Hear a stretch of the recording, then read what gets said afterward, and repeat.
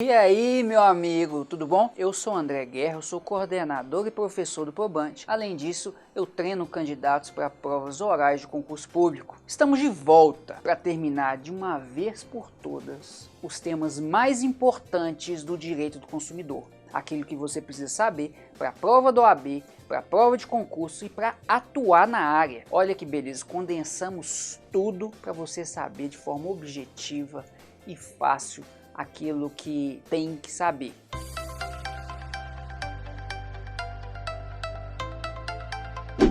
Se você não acompanhou a última aula, veja, porque é o início da matéria, você tem que saber aquilo lá bem para chegar aqui tranquilo, tá certo? Para aprender só esse a mais, aquilo que deriva da parte geral, ok? Então, armas em punho, vamos à guerra, vamos terminar o direito do consumidor. Sobre o que nós falaremos hoje? Sobre o restante dos institutos importantes, aquilo que você tem que saber, não pode se enganar. Vamos falar sobre a responsabilidade do CDC, matéria das mais importantes e por último vamos fechar com a publicidade de forma bem rápida. Então, sobre esses três temas, vamos começar pelo primeiro e o início é sobre dois institutos importantes, porque eles são previstos no CDC, mas também são previstos no Código Civil. Muitas pessoas têm essa dúvida a respeito da lesão e da onerosidade excessiva. Você sabe quando uma começa e quando a outra termina? Você consegue diferenciar bem isso daí? E você consegue diferenciar bem do CDC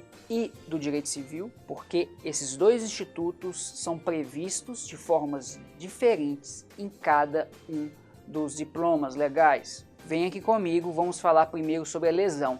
Gente, esse quadro maravilhoso aí é muito simples. Coloco para vocês verem lado a lado a diferença dos institutos para o direito civil e para o direito do consumidor. Tem essa previsão legal e o que é fundamental? Se estamos falando de lesão, estamos falando de prestações desproporcionais. Então tem uma parte ganhando muito mais do que a outra. Porém, direito do consumidor é tudo mais fácil. É preciso que uma das partes tenha se aproveitado da outra? Não. Basta haver prestações desproporcionais. Agora, para o direito civil, não. Para o direito civil, uma parte deve estar em premente necessidade ou ser inexperiente. O que isso quer dizer? Ou ela é ignorante, não conhece sobre o assunto, não entende muito bem e acaba fazendo um contrato sem perceber que é muito oneroso. Ou uma pessoa que sabe que o contrato tem problema, mas ela está numa necessidade tão grande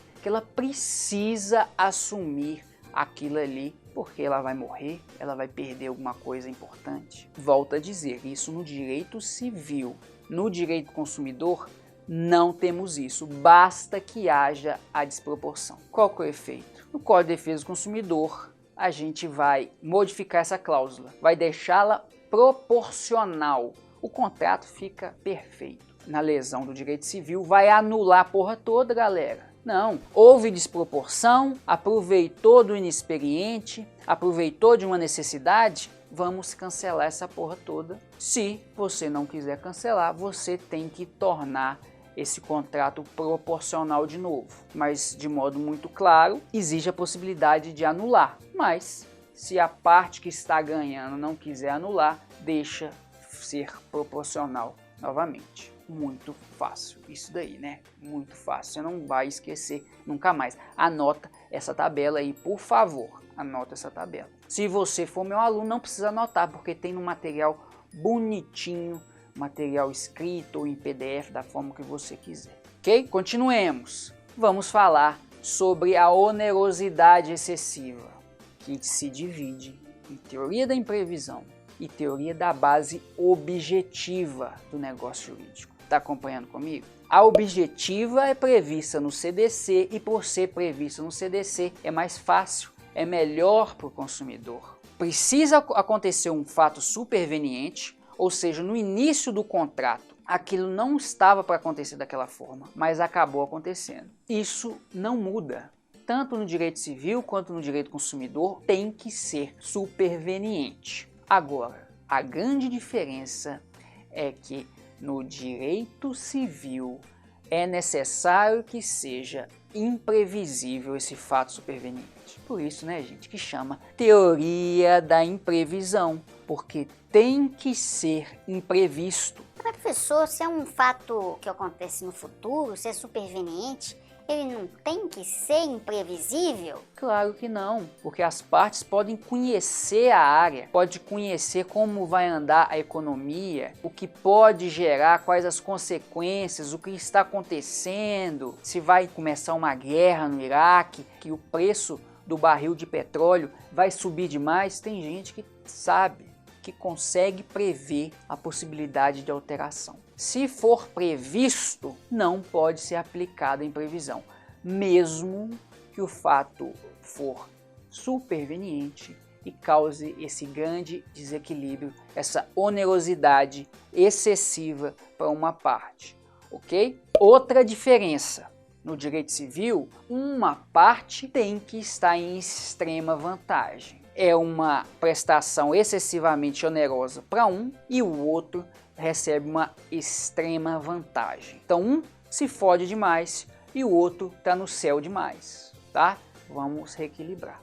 Já no CDC, para ajudar o consumidor, não é necessário que o fornecedor, por exemplo, esteja em extrema vantagem. Não é preciso, basta que o consumidor esteja muito ferrado, para a gente falar aqui de forma clara e direta, ok? No direito do consumidor, de novo, vamos modificar o contrato, vamos reequilibrar ele. No direito civil, vamos acabar com essa porra toda, vamos resolver esse contrato, vamos terminar, tá certo? Mas é possível que o credor evite a resolução do contrato, ok? Ele pode fazer isso se ele reequilibrar do mesmo jeito da lesão. No direito consumidor, o consumidor, mais uma vez, para ficar mais protegido, o consumidor pode escolher: vamos terminar com isso aí, eu não aguento mais, tá caro demais, eu não tenho condição, vamos terminar, tá? E se ele quiser, a resolução vai ser obrigatória. Ô, gente, mudando de assunto aqui, inversão do ônus da prova. Talvez seja um dos assuntos do lado da responsabilidade civil que mais se fala no direito consumidor. E o que seria ônus da prova? Você sabe o que significa ônus da prova? Porque para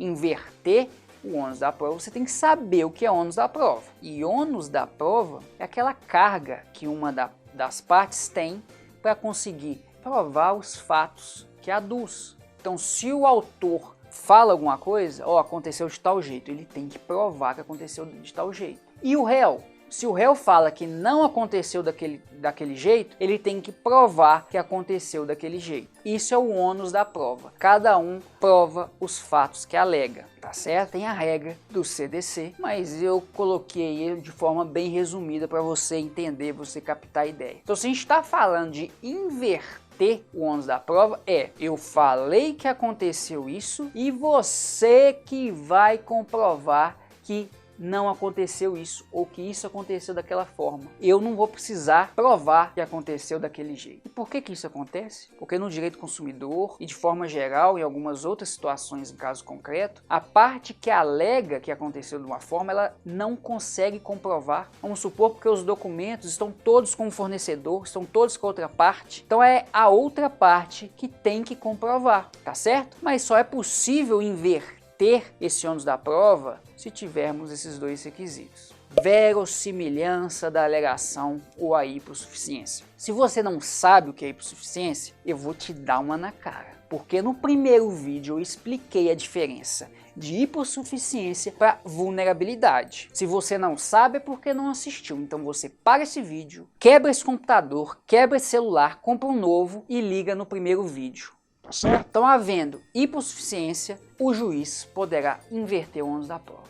Mas naquele caso não há hipossuficiência, o consumidor não é hipossuficiente, vale a verossimilhança da alegação. Então, tudo o que o consumidor falou na petição inicial é lógico, realmente pode ter acontecido, tem fundamento. Então, eu acredito no consumidor e aí o fornecedor que vai ter que provar que não aconteceu daquela forma. Então, basta uma ou outra, tá certo? Não havendo hipossuficiência, tranquilo. A verossimilhança, aplica a verossimilhança. E o contrário, a mesma coisa. Se o consumidor falou coisas estranhas ali, mas ele é hipossuficiente, é possível o juiz alterar. E como depende do juiz, nós chamamos essa inversão de inversão op judice, ou op iudicis, depende do seu grau de latim, tá certo? Mas não tem erro. Por que depende do juiz? Porque ele vai analisar. O juiz pode identificar que não há hipossuficiência e não há verossimilhança, então não inverte. Agora, se ele notar um ou outro, ou os dois, ele deve inverter, tá certo? O juiz só vai analisar, só tem discricionariedade de identificar se há ou não há, ok? Mas, além da inversão op iudicis, nós temos a op legis. E o que é a op legis? É quando a lei determina, inverta o ônus da prova. Não quero saber de nada. Inverta o ônus da prova, juiz. Isso é automático. O juiz não faz nada. E quando que acontece isso aí?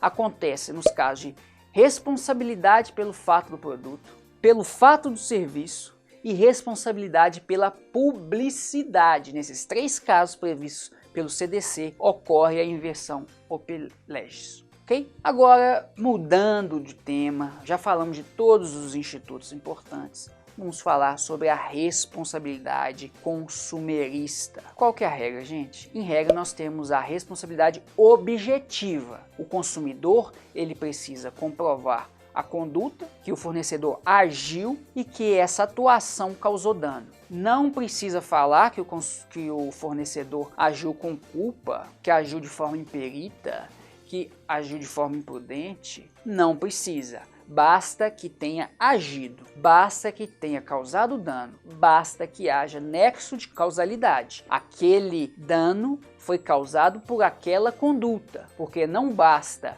haver dano se não houve conduta, ou se houve uma conduta completamente desligada desse dano. E o que pode cortar esse nexo de causalidade e impedir? É aquilo que a gente já sabe, né? São os excludentes da responsabilidade. Caso fortuito, força maior, culpa exclusiva da vítima, culpa de terceiro, essas coisas que a gente já sabe. Ok? A exceção da responsabilidade objetiva é dos profissionais liberais. Eles vão responder de forma subjetiva, ou seja, além daqueles 3 requisitos, conduta, nexo de causalidade e dano, é necessário provar a culpa. Quem são os profissionais liberais? São os médicos, arquitetos, dentistas, todos esses aí. Ok? Não preciso ficar falando todos. E sobre a responsabilidade, no CDC pode existir 2 espécies basicamente. A responsabilidade pelo fato do produto ou defeito do produto. Então se a gente fala fato, é a mesma coisa que defeito. Se a gente fala vício, aí já é outra coisa. E o que é responsabilidade pelo fato ou defeito do produto? É aquilo que atenta contra a segurança do consumidor, galera, ou de terceiro, se for caso de um consumidor equiparado. Ao utilizar aquele produto ou aquele serviço, causa um dano, machuca. Pode não machucar o corpo, mas machuca o coração. Olha que bonito.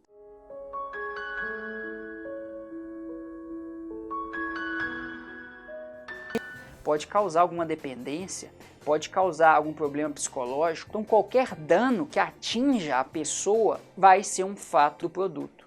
Explodiu, eletrocutou, causou dor no coração. Tudo isso é fato ou defeito do produto, conhecido também como acidente de consumo. Acidente. O fato do produto ou defeito relaciona-se com prescrição, que nesse caso é de 5 anos. Conta a partir do conhecimento do dano e da autoria. Pode ser que você venha sofrendo um dano e que não percebeu, que isso desbarranque alguns anos depois, aí conta a partir daquilo. Pode ser que você sofreu dano, sabe que sofreu dano, mas não sabe quem causou. Você vai investigando e descobre quem causou. Então tem que começar a contar a partir do momento que você sabe que aconteceu o dano e você sabe quem é o responsável por aquele dano. A partir disso, 5 anos. Prazinho padrão, né, que você não possa esquecer. Agora, vícios do produto são coisas mais leves. É o produto inadequado, ele tem um problema de qualidade ou de quantidade. Você comprou 1 quilo de farinha, veio 750 gramas de farinha. Você comprou um leite, ele estava estragado, ok? Mas você não ingeriu, é um vício de qualidade do produto. Se você ingerir e morrer, aí vai passar a ser um fato do produto. Então qualquer problema que diminua o valor do produto, seja quantitativo ou qualitativo, isso é um vício do produto, mas ele não atinge a integridade do consumidor. E se a gente está falando de vício, nós estamos falando de decadência, por isso que os prazos são diferentes. Não tem 5 anos de prazo quando relaciona-se com vício do produto. O prazo vai ser de 30 dias ou 90 dias se o bem for durável ou não durável, como a gente está mostrando para você nesse momento. Mas isso, gente, se o vício for de fácil constatação.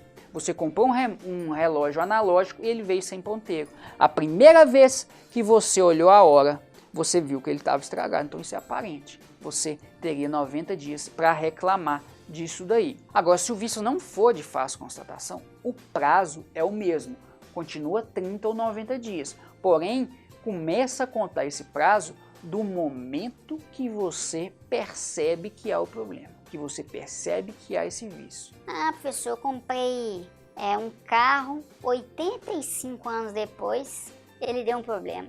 Vou reclamar. Pode, gente? A princípio pode, mas o que a doutrina e a jurisprudência percebeu? Que é necessário limitar isso daí. E limitaram conforme a vida útil do bem. Eles vão calcular um carro, dura quantos anos normalmente? 12 anos. Então passou de 12 anos, isso daí não pode mais ser reclamado.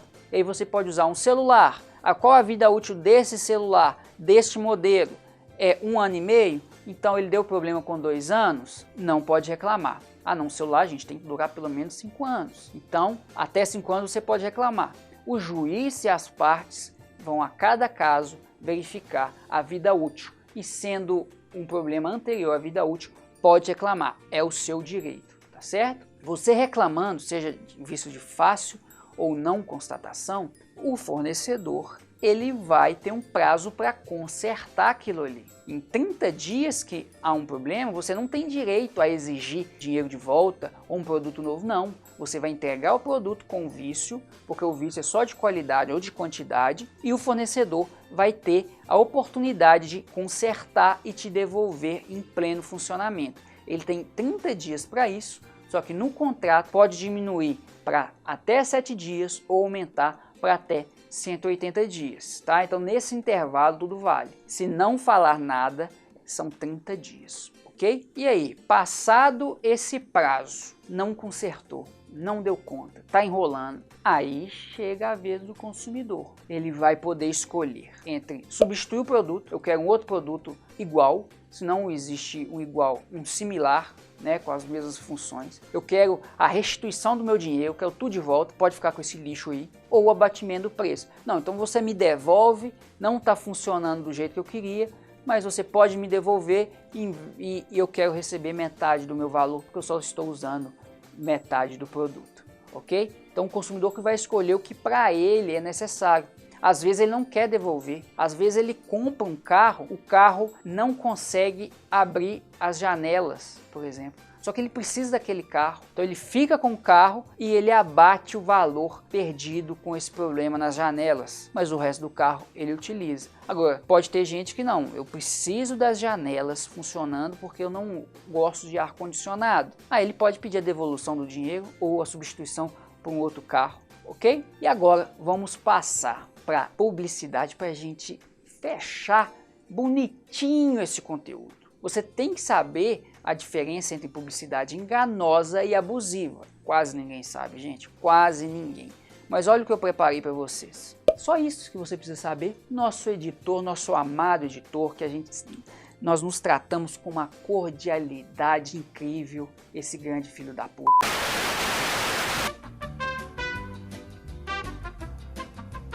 Mas voltando aqui, você só precisa saber isso, gente. Se a publicidade é enganosa, ela induz a erro, ela engana. Olha que difícil saber, hein? Aqui engana, induz a erro. Se induz a erro, engana. Isso daí. Agora, se ela é abusiva, ela induz um comportamento prejudicial. Ela, enquanto é enganosa, falar compre esse produto porque esse produto vai te deixar com uma grande energia, e não deixa nada, Então está induzindo a erro. O consumidor compra enganado aquilo ali. Acha que é uma coisa, mas que não serve. Agora, na abusiva, são esses comportamentos prejudiciais, preconceituosos, né? Fala, ó, gente, esse velho não precisa comprar esse produto não, porque velho não presta. Agora os jovens tudo pode usar, que o negócio é bom. Qualquer coisa que induza um preconceito, induza o consumidor a fazer atos temerários que possam causar dano, que possam machucar, isso aí é uma publicidade abusiva, que o fornecedor está abusando do seu direito, da sua possibilidade de influenciar pessoas para o lado negativo. É só isso que você precisa saber. Moleza demais. Com 2 aulinhas rápidas, tranquilas, você aprendeu os temas mais importantes do direito do consumidor. Mas é claro que nós demos só umas pinceladas aqui. Para você ter ideia, o nosso curso de Direito do Consumidor tem mais de 20 aulas. Então nós falamos de forma mais detalhada, mais pormenorizada, sobre outros temas também importantes, mas com menos importância do que eu falei aqui. Nossa apostila é ainda mais completa. Ela é separada em 2 partes. A primeira parte é aquilo que cai, aquilo que você precisa saber. A segunda parte é a parte final do CDC, que não cai tanto, mas se você quiser informação, quiser aprender, tá tudo lá explicadinho para você, muito bem feito, tá certo? E aí, depois disso tudo, você ficou com alguma dúvida? Você quer fazer algum comentário? Ô, gente, entre em contato. O nosso contato já está aparecendo na tela. O meu Instagram pessoal também está aí. Eu posso responder você em inbox com todo amor e carinho. Não deixe de nos acompanhar nas mídias digitais. Sempre a gente vai fazer um vídeo novo para você, com conteúdos importantes. É aula, é forma de aprender melhor, de render nos estudos, o que está bombando na jurisprudência. Só coisa boa, então nos siga, porque isso vai te ajudar na caminhada. Eu sou o André, Guerra ao Consumismo, passo nos estudos, meus amigos, te aguardo em breve com um grande prazer.